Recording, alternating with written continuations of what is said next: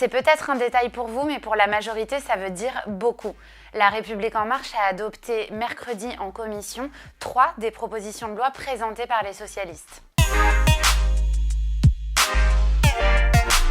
Fini l'époque où la majorité balayait systématiquement tout ce qui venait de l'opposition.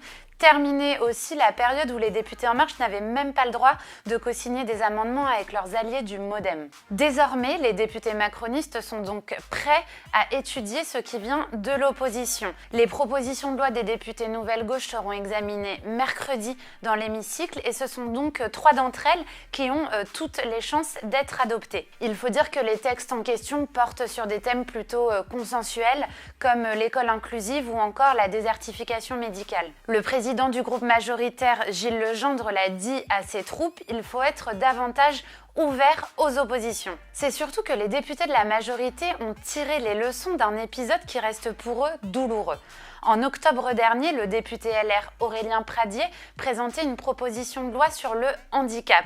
La majorité avait décidé de voter une motion de rejet. Résultat, le texte n'avait même pas été débattu. Mais surtout, le député de la France Insoumise François Ruffin avait poussé un monumental coup de gueule contre la majorité. Ce vote vous collera à la peau comme une infamie, avait-il lancé, créant le buzz sur les réseaux sociaux. Résultat, les députés En Marche ont été couverts par des tombereaux d'insultes des semaines durant.